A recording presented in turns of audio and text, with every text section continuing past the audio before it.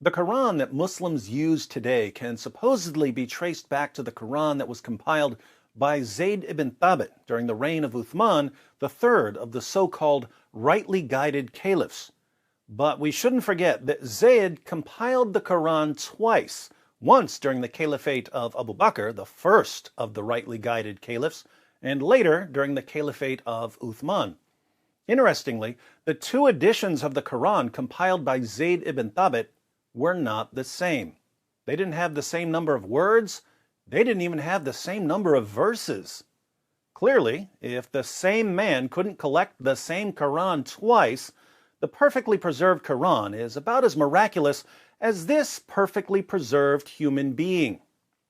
We're going to look at an example of how Zayd's first edition of the Quran was different from his second edition of the Quran. But before we go to the hadith, let's listen to Sheikh Yasser Qadhi as he explains the historical background. In fact, what happened was, after the death of the Prophet Muhammad, peace be upon him, the Quran was compiled within 2 years after his death. And so the official compilation took place when every single one of the major companions of the Prophet, peace be upon him, were still alive. Abu Bakr convinced Zayd ibn Thabit to collect the Quran after much of the Quran was lost due to Muslims dying in battle. But the only purpose of this Quran was to preserve the Quran in case more Muslims died in battle. But this official recension of the Quran was not made obligatory upon the entire caliphate, upon the entire Islamic nation. And people would simply copy with their own hands any copy that they had. And obviously human errors occurred. Obviously when you have 6th, 7th, 8th generation copyists, anybody at home who knows how to read and write is just copying the Quran, obviously errors are going to creep in. And there's no question that there were variances, spelling mistakes. Hats off to Dr. Qadhi for admitting that there were textual variants among the early Quran manuscripts. So you can imagine in a society that's very Bedouin in nature, very illiterate by and large, the religion is coming in, educating the people, you're going to get a lot of variations. And people began noticing this is just not right. But we have an official Quran, we have the official recension that was done by the first caliph. So the third caliph, Uthman, made a very simple decree. And he said, look, anybody who wants a copy of the Quran has to copy it directly from the master copy. Which master copy? The master copy compiled during the caliphate of Abu Bakr, or a new master copy?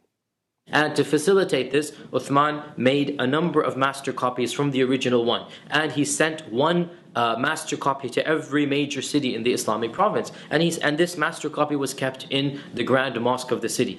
Notice, a number of master copies were produced from the original master copy. Dr. Qadhi makes it sound as if these were simply copies of the first Quran Zayd produced. As usual, however, Dr. Qadhi isn't giving us the whole story. But he's already admitted that Muslims had copies of the Quran with various mistakes, so what happened to those?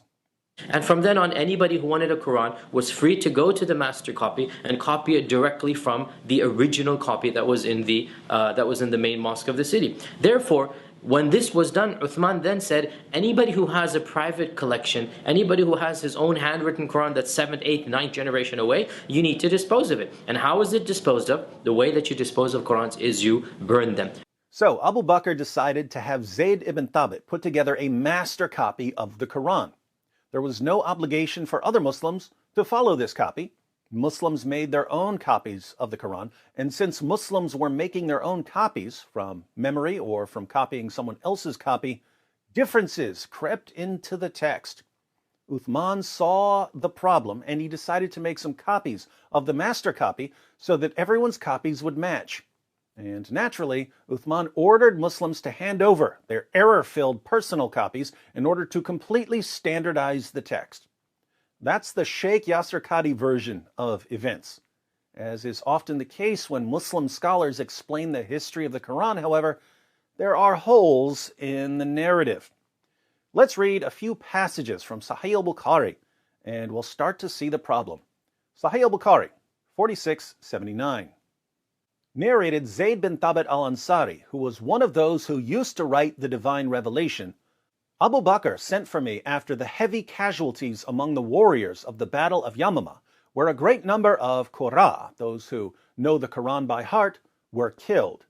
Umar was present with Abu Bakr, who said, Umar has come to me and said, the people have suffered heavy casualties on the day of the Battle of Yamama, and I am afraid that there will be more casualties among the Qur'an at other battlefields whereby a large part of the Quran may be lost unless you collect it.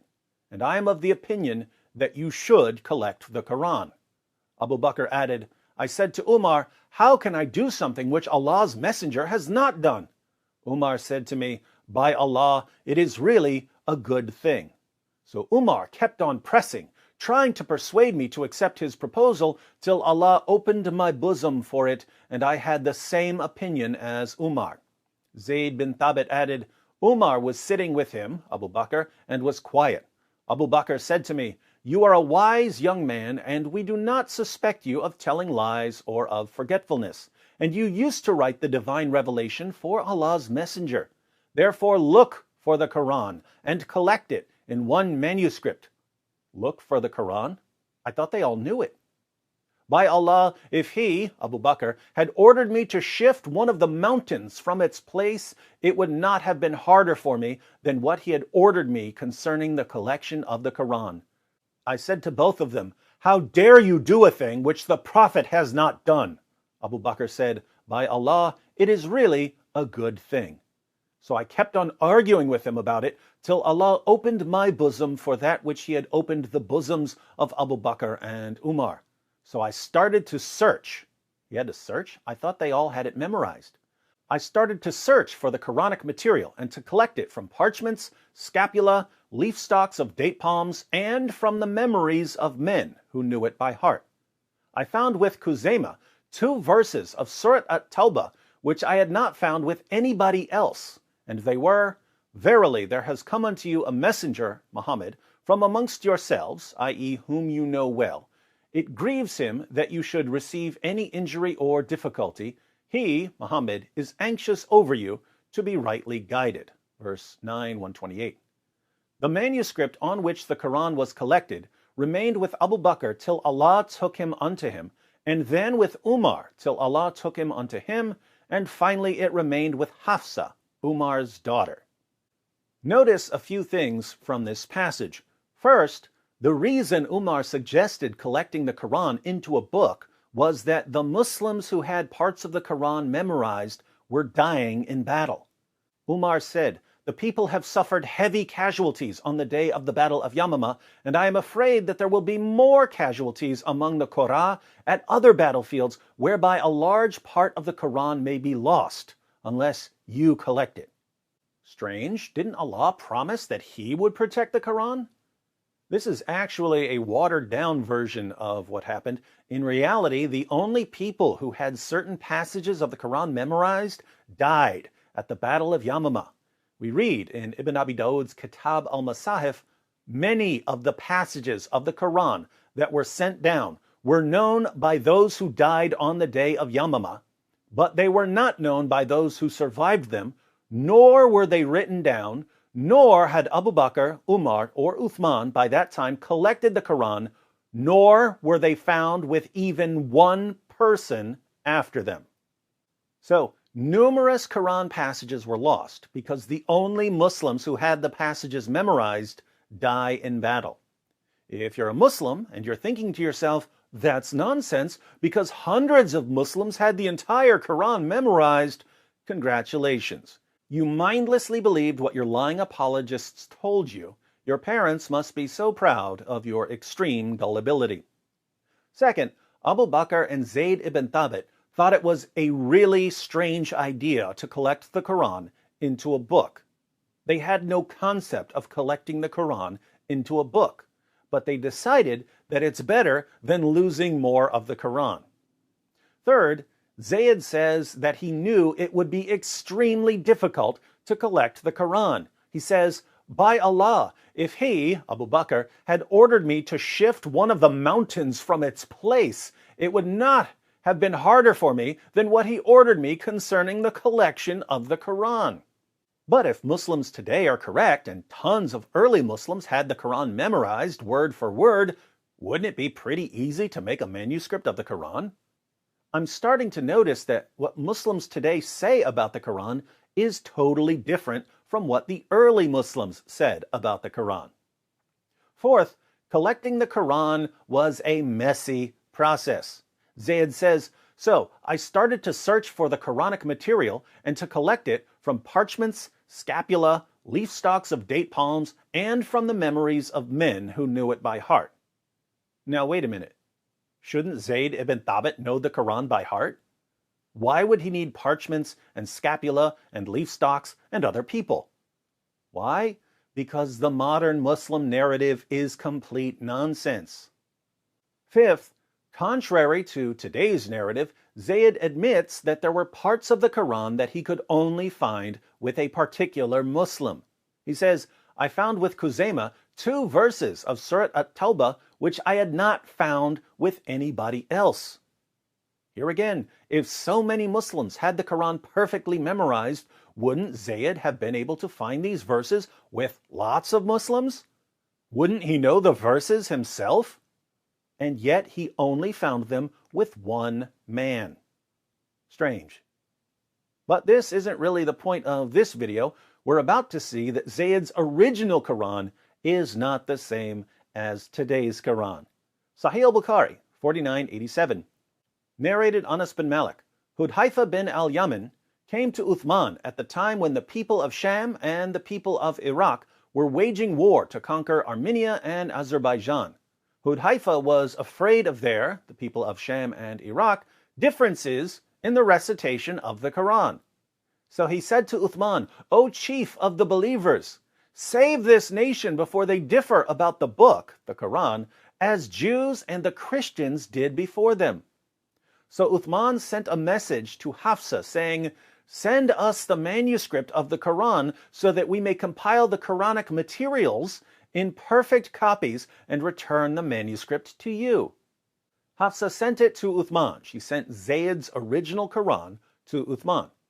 Uthman then ordered Zayd bin Thabit, Abdullah bin az-Zubair, Sa'id bin al-As, and Abdurrahman bin Harith bin Hisham to copy the original manuscript perfectly. Uthman said to the 3 Qurayshi men, "In case you disagree with Zayd bin Thabit on any point in the Quran, then write it in the dialect of Quraysh as the Quran was revealed in their tongue." They did so, and when they had written many copies, Uthman returned the original manuscripts to Hafsa. Uthman sent to every Muslim province 1 copy of what they had copied and ordered that all the other Quranic materials, whether written in fragmentary manuscripts or whole copies, be burnt. Notice 3 things here. First, Muslims were reciting different versions of the Quran. Hudhaifa was afraid of the people of Sham and Iraq, differences in the recitation of the Quran. That's strange, since there's only one Quran perfectly preserved since the time of Muhammad. Oh wait, even Sheikh Yasser Qadi admits that Muslims were reciting different versions of the Quran with numerous errors. People would simply copy with their own hands any copy that they had. And obviously, human errors occurred. Obviously, when you have 6th, 7th, 8th generation copyists, anybody at home who knows how to read and write is just copying the Quran, obviously errors are going to creep in. And there's no question that there were variances, spelling mistakes. In a society that's very Bedouin in nature, very illiterate by and large, the religion is coming in, educating the people, you're going to get a lot of variations. And people began noticing this is just not right. Second, if you think these are only minor differences, read the passage. Hudhaifa says, "Save this nation before they differ about the book, the Quran, as Jews and the Christians did before them." There are major differences between Jews and Christians. Hudhaifa says that if Uthman doesn't intervene, Muslims will end up differing as much as Jews and Christians. Third, Zayd and co. aren't simply making a word-for-word copy of Zayd's earlier Quran, because Uthman admits that the team might have some disagreements. Uthman says, "In case you disagree with Zayd bin Thabit on any point in the Quran, then write it in the dialect of Quraysh as the Quran was revealed in their tongue." That's strange. I thought the Quran was revealed in 7 dialects. But Uthman says it was only revealed in 1. I'm beginning to think that Muslims today have no clue what they're talking about. It seems then that when Uthman ordered them to copy the original manuscript perfectly, he meant copy this, but try to make it perfect and not make an exact copy. If they were making exact copies, there wouldn't have been any room for disagreement. So Zayd and co. made several modified copies of Zayd's original Quran. But we know that there were even more significant differences between the original and the later copies. Sahih al-Bukhari, 4988. Zayd bin Thabit added, "A verse from Surat al-Ahzab was missed by me when we copied the Quran, and I used to hear Allah's Messenger reciting it. So we searched for it." They had to search for it? I thought they all knew it by heart. "So we searched for it and found it with Khuzaymah bin Thabit al-Ansari. That verse was, 'Among the believers are men who have been true in their covenant with Allah.'" Verse 33-23. Sahih al-Bukhari 4784. Narrated Zayd bin Thabit, "When we collected the fragmentary manuscripts of the Quran into copies, I missed one of the verses of Surat al-Ahzab which I used to hear Allah's Messenger reciting. Finally, I did not find it with anybody except Khuzaymah al-Ansari, whose witness was considered by Allah's Messenger equal to the witness of 2 men. And that verse was, 'Among the believers are men who have been true to their covenant with Allah.' 33:23. Notice, this was when Zayd and co. were making the copies, so this was during the caliphate of Uthman. Now, if they were simply copying Zayd's earlier version of the Quran, why were they using what Zayd called fragmentary manuscripts? Apparently, Zayd didn't think that any of the earlier manuscripts were complete. They were all fragmentary, including his. But here's what's interesting. Even though Zayd had his original version of the Quran, and even though he had numerous other manuscripts, he noticed that something was missing from all of them. He remembered a verse that he couldn't find anywhere. He went looking for it, and he eventually found it with Khuzaymah al-Ansari, the same Muslim who was the only Muslim who remembered the last 2 verses of Surah 9.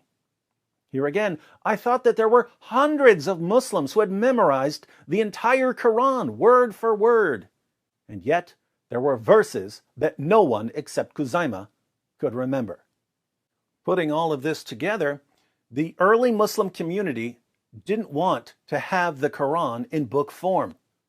They only reluctantly agreed to compile the Quran into a book because they recognized that human memory is a really, really bad way to preserve an entire book. If we go with the story in Kitab al-Masahif, much of the Quran was already lost. Muslims put together a physical copy because they didn't want to lose more of it. If we go with the watered-down story in Bukhari, we can still see that Muslim leaders were extremely worried that they would lose parts of the Quran unless they had a physical copy.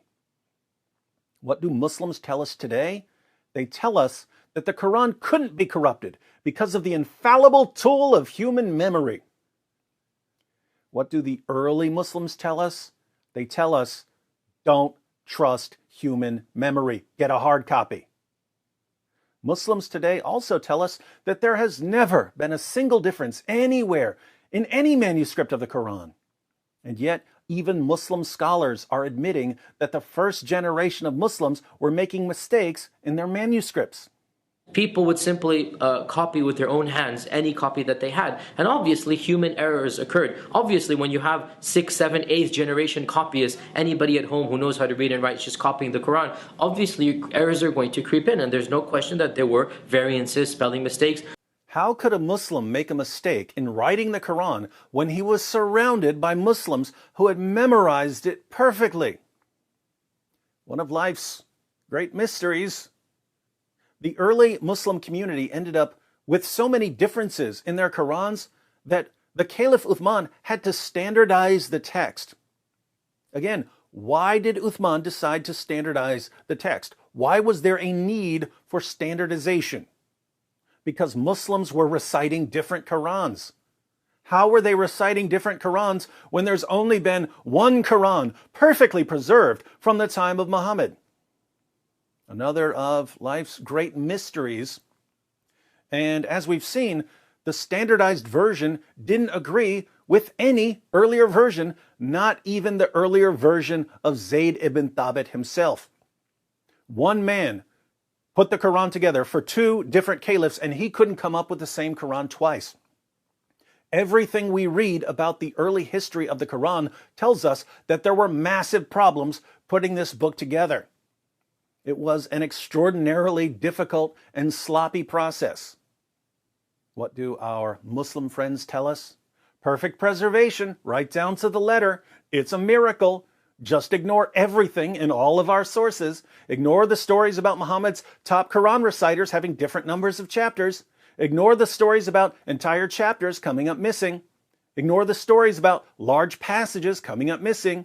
Ignore the stories about verses being eaten by a sheep. Ignore the stories about burning manuscripts to cover up the differences. Ignore the tens of thousands of differences among different Qurans today. Just ignore all the actual evidence and mindlessly believe one of the most demonstrably false claims in the history of humanity, the demonstrably, indisputably false claim that the Quran has been perfectly preserved. Oh, Muslims, you have no idea how happy you made us when you decided that the centerpiece of your case for Islam would be a claim that anyone can refute if they do 5 minutes of research. Please, tell us more about your perfectly preserved book. And while you're at it, explain one more thing. Zayd's original Quran didn't include Surah 33, verse 23. He only remembered that there was a Surah 33, verse 23 years later, and he was only able to find one man who could recite it. But there were many other problems with Surah 33. According to Ubay ibn Ka'b, one of Muhammad's top reciters of the Quran, more than 200 Quran verses were lost from Surah 33 alone. The verse of stoning and the verses about breastfeeding adults were also in Surah 33. These verses are no longer in there because Aisha had the only copy and her sheep conveniently ate it. So tell me, why did Surah 33 cause so many problems for the early Muslim community when there were supposedly so many Muslims who had memorized the entire Quran? If you don't know what I'm talking about right now, be sure to watch my video, 200 plus Quran verses missing from a single chapter. We need you to explain all of these problems with Surah 33 so that we don't continue thinking that there are holes in the narrative. You don't want us thinking that there are holes in the narrative, do you?